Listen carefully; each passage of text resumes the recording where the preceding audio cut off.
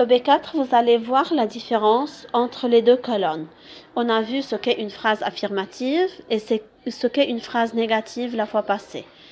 Nous allons voir maintenant comment on peut transformer la phrase affirmative en phrase négative. Dans la première phrase, il veut aller à l'école, devient il ne veut pas aller à l'école. Qu'est-ce qu'on a ajouté là? Quel mot de négation? Ne pas. Alors ici, ne pas, c'est le plus courant, le plus utilisé. La phrase suivante, nous n'allons pas la travailler. Elle n'est pas correcte ici en tout cas. Nous allons voir après quand il y a et quelque chose, qu'est-ce qu'on doit mettre. La troisième phrase, j'ai encore faim. Encore devient à la forme négative ne plus. Donc, ça devient je n'ai plus faim. Et ne plus exprime la fin de quelque chose. Donc maintenant, c'est fini, je n'ai plus faim. Il mange toujours des bonbons. Ça devient, toujours devient, ne jamais. Il ne mange jamais de bonbons. Et faites attention, si vous avez remarqué, des est devenu de à la forme négative. J'ai tout compris, tout devient ne rien. Alors, quand je dis je n'ai rien compris, aussi ça exprime une négation absolue. Quand je dis rien, ça veut dire aucune chose. Mais ce que vous devez étudier, c'est que tout à la forme négative devient ne rien. Il connaît tout le monde devient personne, ne personne à la forme négative. Aussi, quand je dis je connais quelqu'un, je ne connais personne, quelqu'un aussi devient ne personne à la forme négative. Donc, ce que vous devez faire en premier, c'est d'étudier les mots de négation.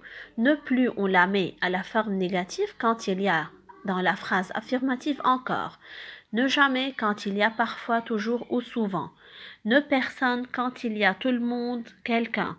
Rien quand il y a tout ou quelque chose.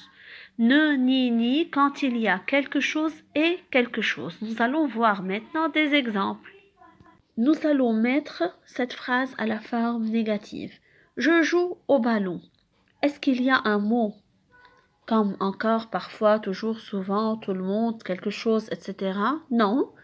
Alors, c'est tout simplement, ça devient je ne joue pas au ballon. Dans la deuxième phrase, j'ai encore des crayons. J'ai le mot encore qui se trouve dans le tableau là-haut. Et on a dit que encore à la forme négative devient ne plus. Alors, j'enlève encore et je mets à sa place ne plus. Alors, ça devient je n'ai plus de crayons. Et comme on a dit, des à la forme négative devient de. La phrase suivante, Patricia aime tout le monde.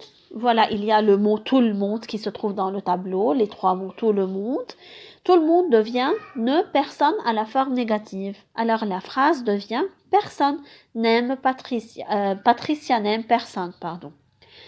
La phrase suivante, j'ai trouvé quelque chose. Il y a quelque chose qui devient ne rien. La phrase devient je n'ai rien trouvé. Donc j'enlève quelque chose et je mets à sa place ne rien. La dernière phrase, j'aime les fruits et les légumes.